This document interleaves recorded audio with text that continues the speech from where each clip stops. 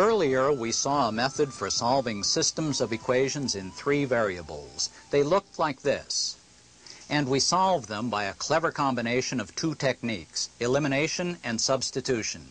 If we were facing this problem, for example, we'd probably take the first 2 equations and eliminate x.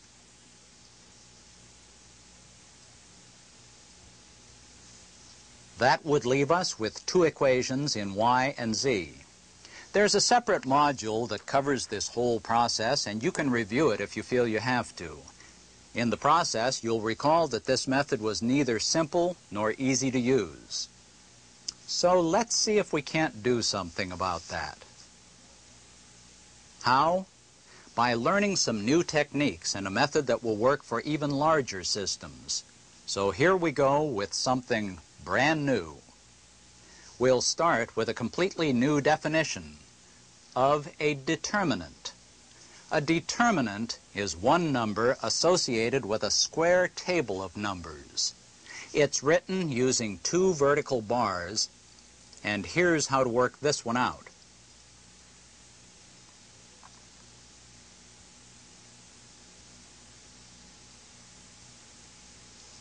The answer is the single number 3. Notice the pattern for multiplying and subtracting. You see it here clearly in the formula for working out a determinant of size 2 by 2. A times D minus B times C. And it gives you a single real number as the answer. Now that's really very simple, so don't complicate it. And right now, go ahead and use the formula on this one. Find the determinant and then come back.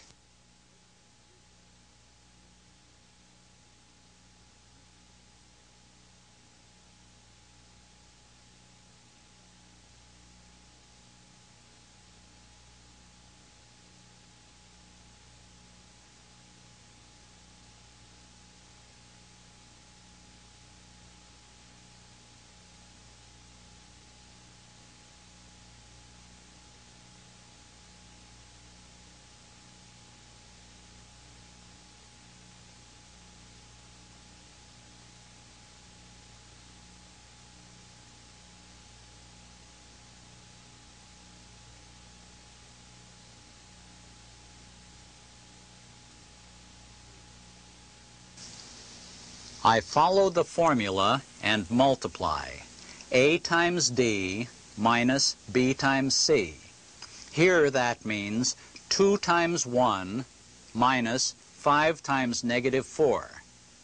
I'm very careful about the negative signs, and I get a determinant of 22.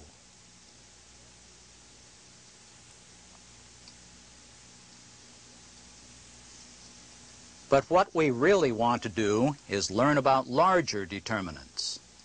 This one, for example. This one has size 3 by 3.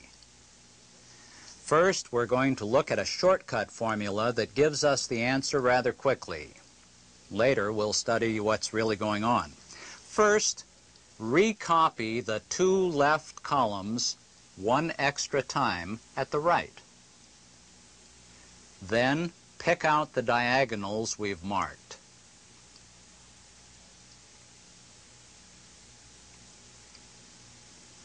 And here's the shortcut. Multiply together the 3 numbers on each diagonal, downward and upward.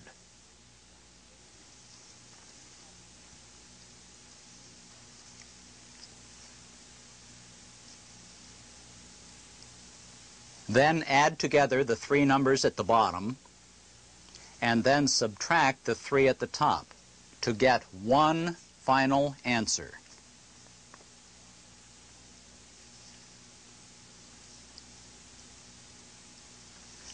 Add the bottom, subtract the top.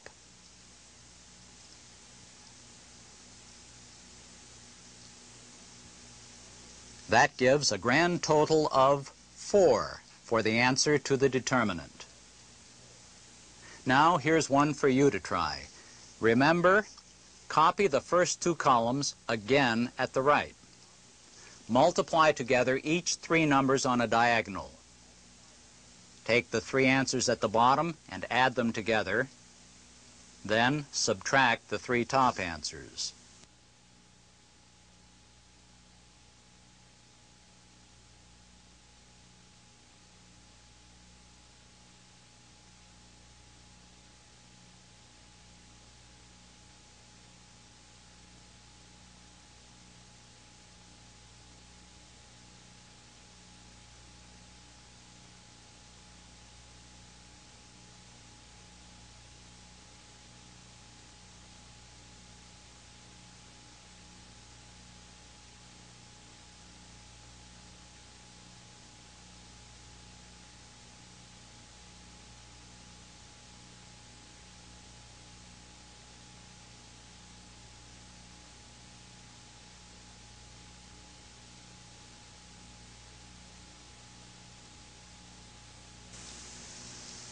I copy my 2 extra columns at right.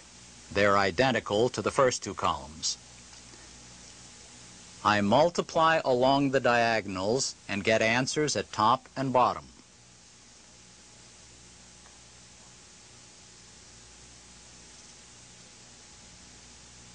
I add the lower ones, subtract the upper ones,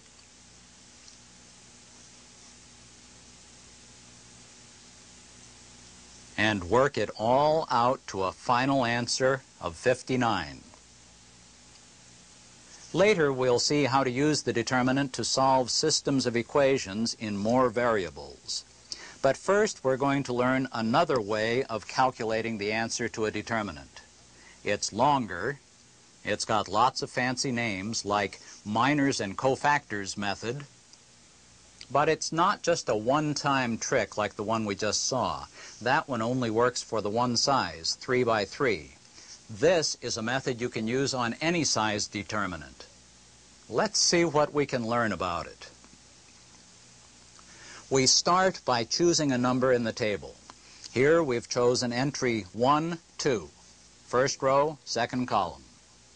Then we draw a line through row 1 and through column 2. We cross them out and then see what's left. What's left is the corresponding minor, a 2 by 2 determinant consisting of -1, -2, 1, and 5. No matter what entry we might pick in the table, we'll mark out 1 row and 1 column, and we'll leave a 2 by 2 minor. Here we pick entry 2, 3.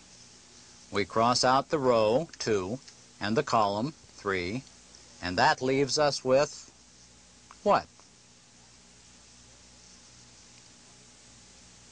Go ahead and pick it out for yourself. Write it down and then come back.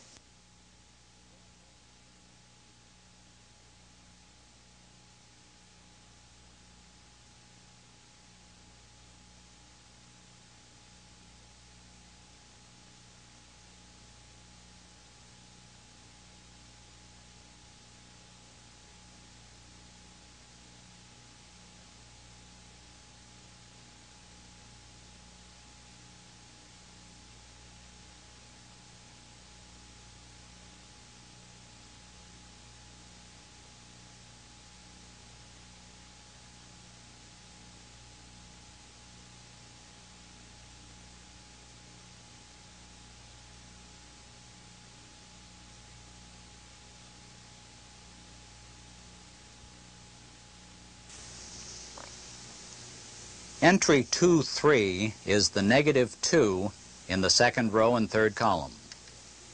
When we rule out that row and that column, we're left with this 2 by 2 determinant, consisting of the numbers that we haven't crossed out. That means that the whole 3 by 3 determinant will give us 9 different minors, 1 for each entry in the table. Our next step is to assign each one positive and negative signs according to the pattern on this chart.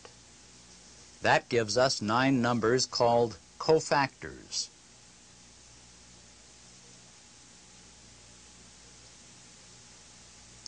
Each cofactor is the minor along with the corresponding plus or minus sign from the chart we see here.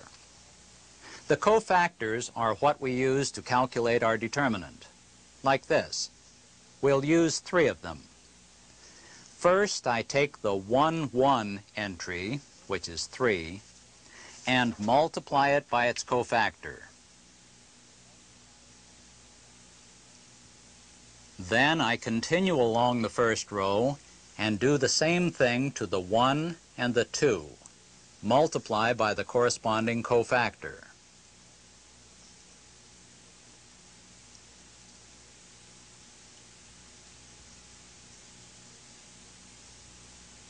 That gives me 3 terms, each consisting of a number, a sign from our chart, and a minor, all multiplied together. And we already know how to work out the minor. Let's complete the arithmetic on this example.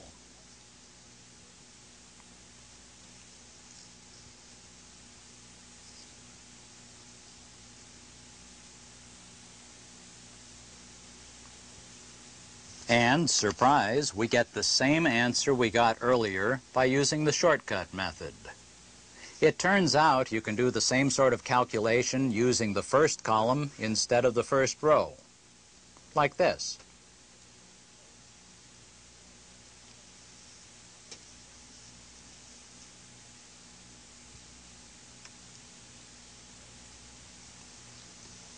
Or you could use any other row or column and still get the same answer, 59.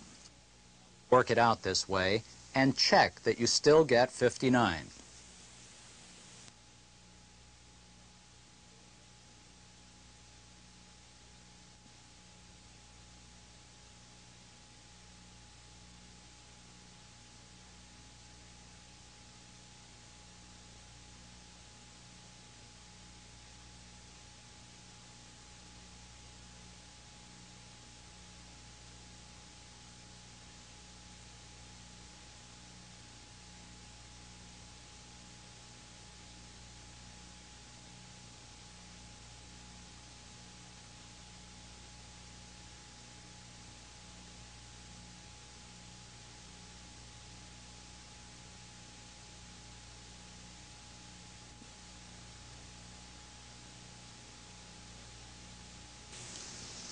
So that means we have 2 ways of getting the same answer.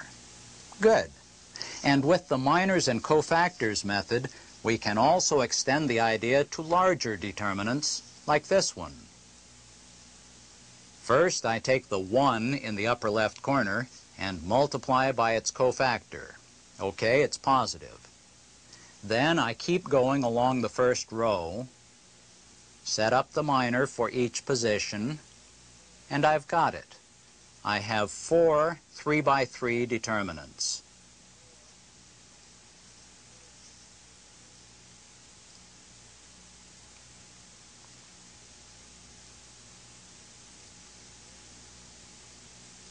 The cofactor signs follow the same pattern as before. Of course, it would be a lot of arithmetic to work this out completely, but you get the idea. But what you really wanted was a new, easy way to solve systems of equations. Well, here it is.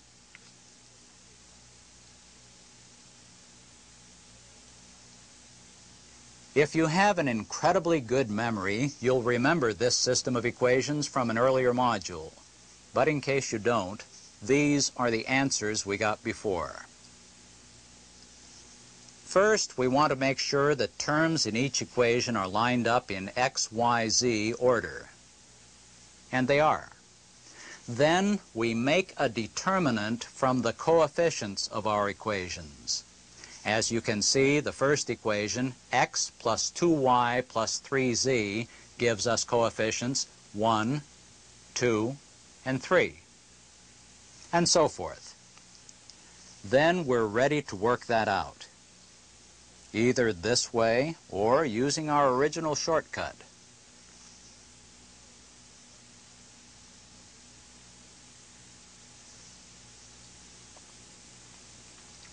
Read through the steps carefully and check the arithmetic to confirm that the answer here is 94. Now, the last time we worked with this problem, we got fractional values for x, y, and z. The denominator of each fraction was 94, just what we just found here. We have the denominator. Now, if we can find the numerators for x and y and z, we'll have the whole answer. So, how do we find the numerator for x? Watch closely. We're going to do a little bit of magic with that right-hand column in the original problem, where it says 4, 0, 1. We're going to use that column to replace the x column in our coefficient matrix. The x column is the first column at left. Then you can go ahead on your own. Just go along that first row and work it out as we did before.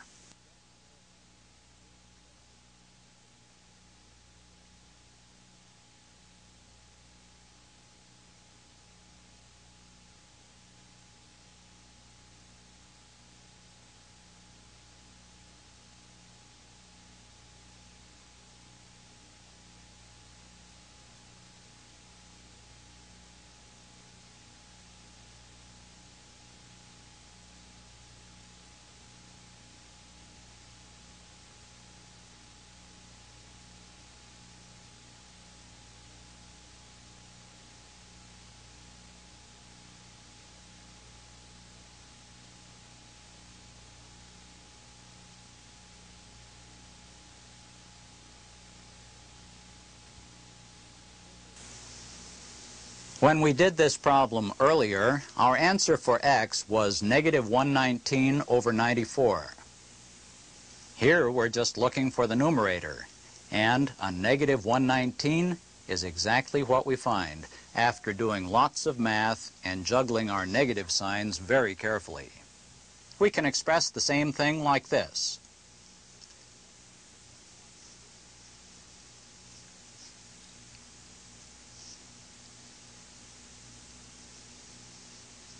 And what if we're looking for y instead of x? Of course, we substitute that 4, 0, 1 column into the middle position, the y position, and then work it out.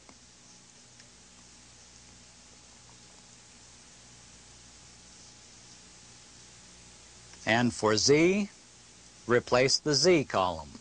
Simple.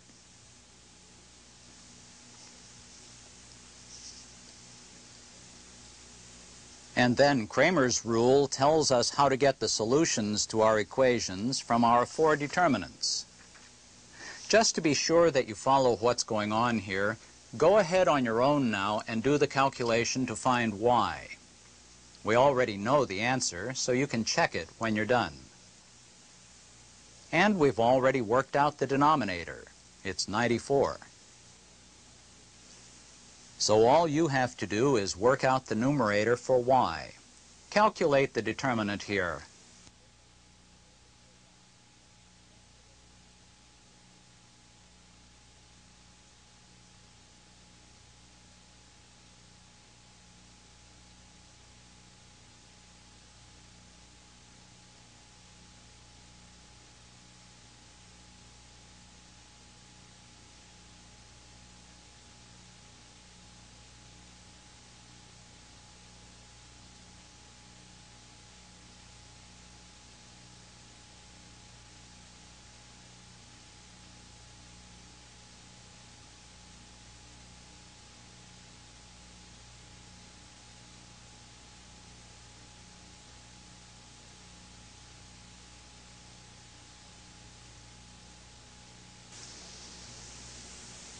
Just in case you had trouble producing the right answer, here's how you could get it with our shortcut method.